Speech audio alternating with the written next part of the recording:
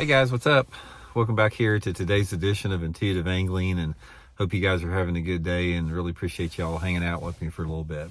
Today we're going to be talking about bass fishing's 90% rule. If you don't know what the 90% rule is, you should know what the 90% rule is because it has a huge part to do in bass fishing. So we're going to go over it today and sort of like talk a little bit about how to take advantage of it and get a better understanding, because it's really going to help you guys catch some more fish by the end of the video here. Also, guys, quick reminder, I just want to let you know that Tackle Warehouse has got a new shipment of my Blaukat throwback jigs in. They just got an order of 1,500 coming in this week. They're selling out like in about a week and a half or 2 weeks once they get the shipments in. So if you guys want to pick up a few, I'll put my Tackle Warehouse Blaukat throwback jig link in the description. I'd suggest for the next couple months to either get that brown or orange or the solid brown, really good colors for that early pre-spawn. So really appreciate that. Okay, guys, 90% rule. This is what it is. You've heard the old adage that, or you may or may not have heard it, but that 90% of the bass live in 10% of the water on any body of water. Guys, that is the 90% rule, and that's pretty true overall, depending upon the size of the lake. And what I want to talk about today is how to eliminate that 90% and how to focus on the 10% of the water where most of the fish live. Because one of the things about becoming a good bass angler that we talk about a lot here, that a lot of people just can't really get excited about it, and that is understanding where these fish live and understanding how they move in their environment and their patterns and their moods and their personalities. A lot of people just get bored about that. They don't want to, hear about it, but I can assure you guys by the end of this video, it's really going to help you locate bass a lot more quickly. Now, when you're talking about 90% of the bass living in 10% of the water, it's relative to the lake size. What I'm talking about for this particular thing is the larger man-made or natural impoundments, usually the bodies of water that are, say, over 1,000 acres or so. If you're fishing like a farm pond or a small lake, you can cover pretty much the whole thing in a day.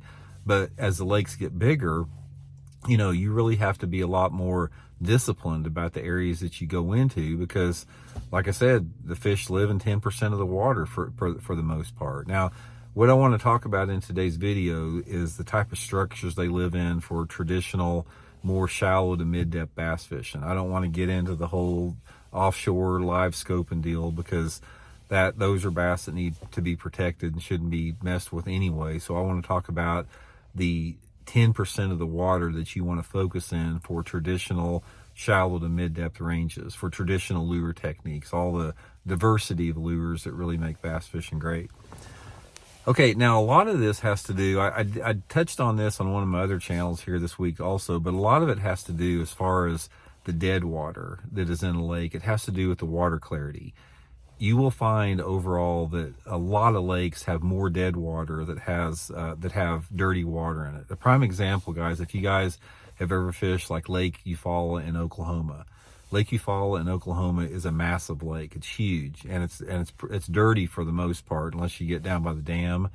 And Lake Eufaula has got just thousands and thousands of acres of dead water, simply because it's dirty water and you don't have a lot of prime cover on certain type of areas. So when you're talking about trying to find bass, the 10% of the bass that live in a lake, in a dirty water lake, it's all relative to the depth the fish are going to be in terms of what to look for.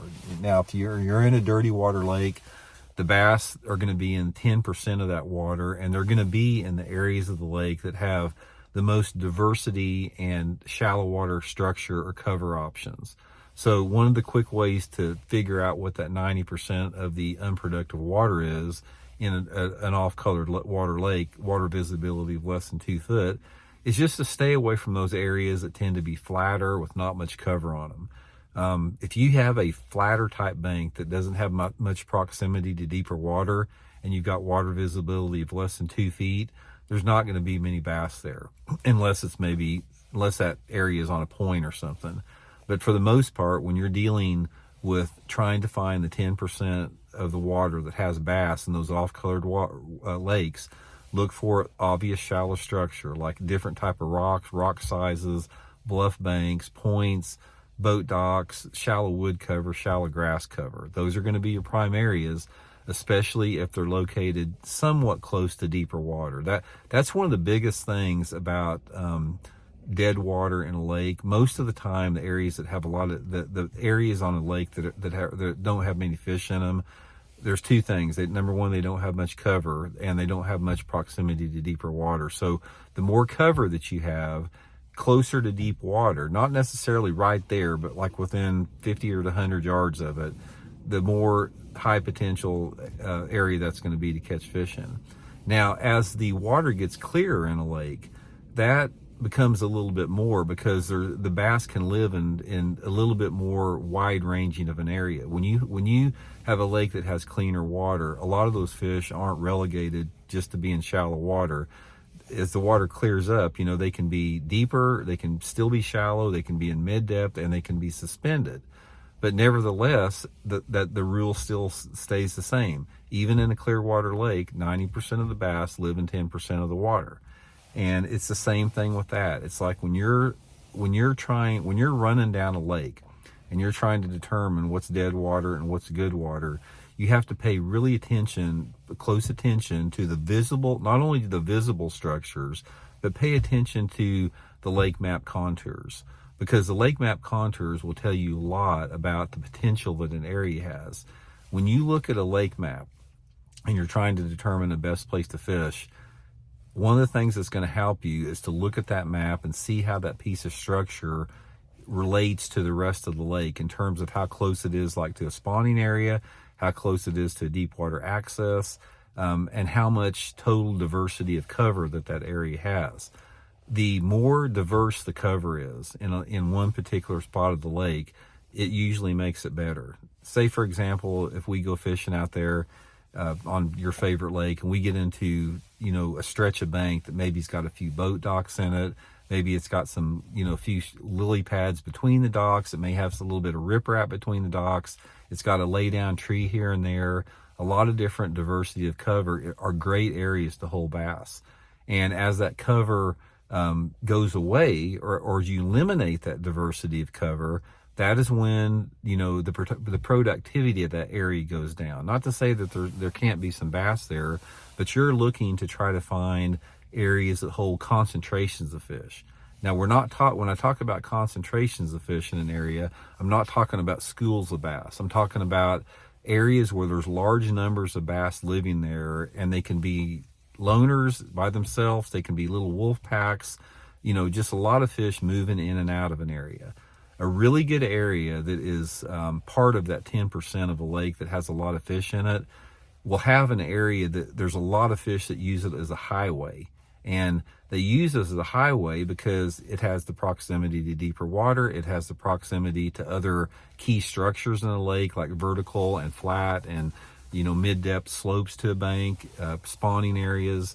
It's just got, the more mix that you have, the more attractive it is to a bass. So one of the things overall when you're trying to determine how to eliminate water, and that's a big part of it, is eliminating water is just as important as finding water, is just don't spend your time in those low percentage areas. And again, those low percentage areas are the flatter stuff, not much cover, not much potential for the bass in terms of, different type of cover they can use. Now, this changes throughout the year, because at certain times of the year, let's say for example, fishing the extremities of a lake, like way up the river or way in the back of a creek, which are two of my favorite type of places to fish in a lake. Those are pretty dead areas if the water's cold. That fish just don't use them very much up there, but they are really good areas, if the water's hot. So in a warm weather situation, an area like that, that has maybe marginal cover and some off-colored water can be really good at certain times of the year, and they may not be at other times. And that's just part of understanding seasonal patterns of bass and, knowing where to land, to put you in the high percentage area. And that's what separates really good bass anglers from anglers that are not that good. They're just average or below average anglers, is because they can look at a lake and they can determine, based upon a lot of just visual scoping of a lake, where the best areas are going to be. It's just something that comes with experience. It's the same if you're a hunter. A lot of hunters can survey a particular area of the woods and field, and they can identify where the prime highways and the prime movement of animals are going to be through a certain area. It's the same with bass.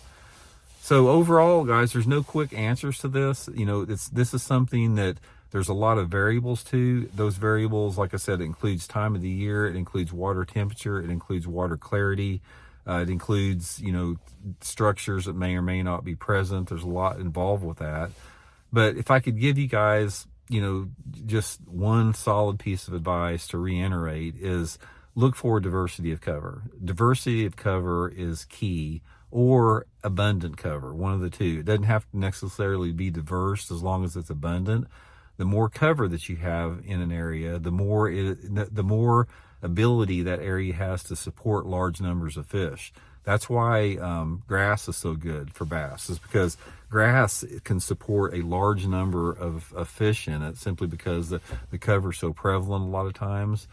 But it's just another one of those things with bass fishing, guys. It's a wonderfully complicated sport, and it's something that you're never going to learn everything about, and you don't ever want to learn everything about it. You want to keep it fresh and mysterious a little bit. So hope it helps you guys out. See you.